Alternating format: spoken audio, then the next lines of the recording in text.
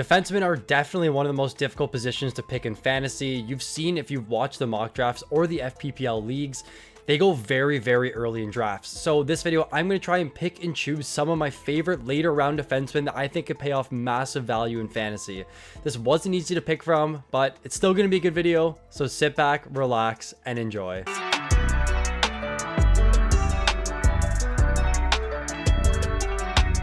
So before I jump into all the players, I just want to walk through what the Yahoo ADP is currently showing for defensemen. And this is some of the craziest things I've seen since we've started this channel. I was talking with the guys and they think that it may be a little bit influenced based on the fantasy puck drafts that we've had. We've held a decent amount of mock drafts now, and we do think it may have a small influence on how early defensemen are going, or people are just kind of getting onto the strategy of drafting those elite defensemen early. But it is crazy to see, like, Josh Morrissey at 38, Hedman at 34. Those are two guys that probably should be going the 4th or 5th round based on value. Fox still in the top 50. We see Sanderson, who jumped from close to pick 100 last year down to 63. Sider, to me, is still really good value at 60.7. Dougie at 68 is crazy high. Chikrin, Harley, same thing. Two guys that aren't guaranteed power play one. Dobson, another guy that isn't guaranteed power play one on a good Montreal team, but still stuck behind Late Hudson at 83. And then the value starts to come in a little bit later here in the hundreds. But even players like Luke Hughes, Nikishin, who we haven't seen proven yet, Jackson Lacombe, who had one basically good second half of a year on a really bad Anaheim team and is not guaranteed PP1 with Olin Zellweger there. So right now, the value for defensemen is very difficult to pick from. So I'm going to do my best in this video to basically give you my favorite value defenseman, but in this top 100, there's really not much to pick from. Starting off with my favorite defenseman for this season, it's going to be Seth Jones of the Florida Panthers. For me, at ADP number 96, you're getting a guy that's going to be a workhorse defenseman statistically and historically throughout his career, has been a guy that plays over 24 minutes per night, which is what I like to look in defensemen that don't have PP1 time. But we know with the Florida Panthers team right now that he is the clear number one defenseman on the Panthers and will be a lock for top pairing and power play one. We were able to get enough sample size through regular season and through playoffs to know that Seth Jones will be their workhorse power play one defenseman. The only other person that could fill that role at some point this season will be Aaron Ekblad. But for me, we saw throughout all of playoffs, they ran 4 forwards and Seth Jones on the top unit. There was a little mix where they had two defensemen on there with Ekblad. But for me, it's going to be Seth Jones that's going to be running this team's power play. And I say this all the time with the Florida Panthers players, is this team, just based on the way their systems and how structured they are, they turn players into goals. Now, Jones, he's going from the worst team in the NHL, the Chicago Blackhawks, over to the Florida Panthers, who are a top 10 offensive team when fully healthy, arguably a top 5 offensive team, but as we know, the best team in the NHL. So he led the Panthers last year since being traded there with 24 minutes and 55 seconds average time on ice in a regular season and a slight bump to under 26 minutes in playoffs. We know that is because there was overtime, but still with Seth Jones here, he should be good for 25 minutes per night and still be within the top 10 of average time on ice. So in 24-25, taking a look at his peripherals, 2.05 shots per game, 1.24 blocks per game, and 1.62 hits per game. So very, very strong peripheral coverage. But now adding the opportunity of playing on the Florida Panthers power play and on that offensive team, we look at the differences from 2022 to 2023 till today, so the last 3 seasons. The Blackhawks rank dead last in goals for per 60 at 2.44, when the Panthers, they rank top 10 at 3.25. So like I mentioned, the worst team in the league to a top 10 team in the offensive team in the league, and arguably the best overall team. Now, I know with Matt Tkachuk gone, it will probably hurt their power play slightly, but I still think this team has the offensive firepower to still continue being one of the best teams in the NHL, especially through the regular season. So we're projecting Jones this year, 73 games played, 14 goals, 41 assists, 23 points in the power play, 189 shots, 100 blocks, and 128 hits. Arguably the best value defenseman within the top 100 based on Yahoo ADP. Moving on, which will likely be my second highest owned defenseman going into this season, is Cam Fowler of the St. Louis Blues at ADP 138. So he's beyond the top 30 defensemen going in drafts right now. and he was really good since being traded to the St. Louis Blues. In a regular season with the Blues, 51 games played, 36 points, 8 of those points in the power play, 71 shots on goal, and 58 blocks. Now we jump over the playoffs, and I said this in the Sleepers video where if you drafted him in your playoff pools, he was extremely good value for the first 7 games. Unfortunately, they did lose to the Jets in game 7.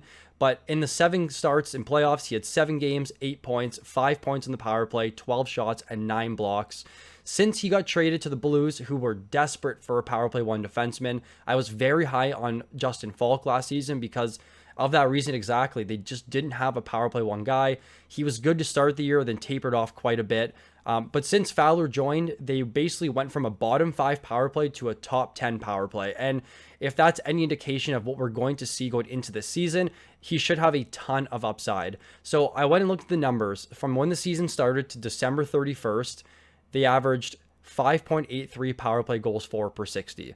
From January 1st till the end of the season, the last 43 games, again, Fowler played 51 with them, so the last 43 games, almost 10 power play goals for per 60, and they ranked top 10 in the league over that time. Now, I know there's competition. I've had a decent amount of comments about the Logan Mailloux and will he be power play 1. I think for me, they're going to start the season with the proven power play 1 defenseman that played 51 games in regular season, 7 games in playoffs, but also has been in the league for 10 plus years and has had a lot of time on Anaheim's top power play unit. So I think with those indications, Mailloux is just not a proven offensive defenseman just yet. Maybe he takes the reins if Fowler falters. But for me right now, I think Fowler is the clear-cut power play 1 defenseman. He's the only proven guy there, so we're on him pretty heavily here at Fantasy Puck. So looking at the projections, 77 games played, 10 goals, 44 assists, 18 points in the power play, 132 shots, 22 hits, and 100 blocks. He's not the best peripheral coverage defenseman, and if he does lose power play 1 at some point early in the season, he could be a guy that ends up on waivers for you because he doesn't have that solid floor like some of the other defensemen. But I do see a ton of upside and very low risk with Fowler going late in drafts right now. About defenseman 3 or 4 for your fantasy teams. He's going about round 10 plus right now in a lot of the competitive leagues.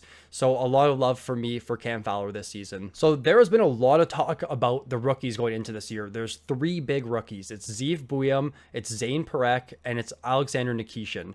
I think out of those 3, Buium should be the biggest guarantee for power play 1 or has the best overall shot at power play 1. Yet what I'm seeing in drafts right now is Nikishin's going like round 6, 7, which is crazy to me. And Zane Parex's going round 8, 9. And then you're able to get Buium at round 10 plus. And for me, I think he has the highest upside of the big 3. He's an elite offensive defenseman, the former number 12 overall pick. And I'll never forget 2 years ago, I sent Chris a video of Zeev Buium when he was in college and said, we got to make sure we keep an eye on this guy. Then we saw him at the World Juniors last year with Team USA. He was extremely good for them. He came up with Minnesota, played in the playoffs as a 19-year-old, straight out of college, played 4 games, and was the power play 1 defenseman, but he was scratched, which makes sense because he doesn't know the systems. He's so young. He's coming out of college. So it makes sense that they did scratch him. But in those NCAA games, 98 points in 83 games, and then he added 11 points in 14 games at the World Juniors, which is best on best for people that, or for players of his age. So a lot of upside for Buium. Now, I think there is a little bit of concern with Brock Faber. I think for Faber and what we saw at the Four Nations is he is a really good defensive defenseman, just like Jacob Slavin. But they're desperate for an elite offensive defenseman. Faber was the answer 2 years ago. He had a really big down season with just 28 points last year. I think Buium is going to be that guy that steps in to play on that top power play unit.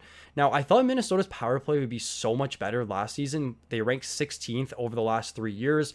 We know we still haven't seen a full Kirill Kaprizov healthy season, and last year they were without Kaprizov and Joel Eriksson Ek. I think with them healthy going into this year, they could easily be a top 10 team. Now with Buium, and one thing I just want to mention quickly, I don't know if you saw the news, but it looked like Kaprizov did turn down a massive deal, which would have been the largest NHL contract from the Minnesota Wild. So Buium is in keeper territory, I would say, over the next couple of years. But if Kaprizov does leave, that will hurt his overall value the year after this one. So We're just focusing today on redraft leagues, and I think Buyem is very good value at ADP 137. It's really, really difficult to project Buyem's season. So we threw numbers out there based on some historical data for other defensemen in roles like him. 78 games played, 6 goals, 38 assists, 23 points in the power play. We think it's going to be power play heavy for his points. 128 shots, 55 hits, and 60 blocks. Very conservative. I think he can blow through the ceiling and have a similar to Lane Hudson type season, even though I think Hudson was a big one-off defenseman. Everyone's trying to find the next Lane Hudson, but Buyem's coming in here in a very good opportunity with the Minnesota Wild, a very elite offensive defenseman and one of, if not the top defenseman prospect in hockey right now. So for Buyem this season, it's definitely a guy I want to be drafting at ADP 137. With the news that Alex Pietrangelo will potentially be taking a step back this season and may not be playing with the Vegas Golden Knights, I see a great opportunity for basically the third defenseman up, or the second defenseman up behind Shea Theodore, in Noah Hanifin of the Vegas Golden Knights. He's going ADP 171 right now, which is extremely late in drafts, and you can take a lottery ticket pick on Hanifin at round 12 plus to have a ton of upside this season. So we know that Theodore has power play 1 on lock, but he's very injury prone. Over the last 3 seasons, he's missed 77 total games, whereas with Noah Hanifin, barely misses any time. Again, with Pietrangelo out, we expect Hanifin to play over 23 minutes per night, which he hasn't done as a Vegas Golden Knight, but with Pietrangelo, a guy that plays 22 to 25 minutes, those minutes have to be dispersed elsewhere, and I can see Hanifin playing a lot more and potentially a lot more with the special teams as well. Hanifin does possess some decent offensive upside. He scored 10 plus goals in 3 of his last 4 seasons, but again, he's falling to the end of drafts. If Theodore does get injured, Hanifin likely has top 10 defenseman or top 15 defenseman upside on a power play that's going to be featuring Pavel Dorofeyev, Jack Eichel, Mitch Marner, and potentially Thomas Hertl. That's going to be a very, very good power play. And I think with all this talent that Vegas does have up front right now, we could potentially see a power play 1A and a power play 1B, with likely Jack Eichel and Marner play on both the power plays, but we could see Hanifin still taking some time away from Theodore. So for this season, we're projecting Hanifin 80 games played, 11 goals, 33 assists, 12 points in the power play, 170 shots, 63 hits, and 118 blocks.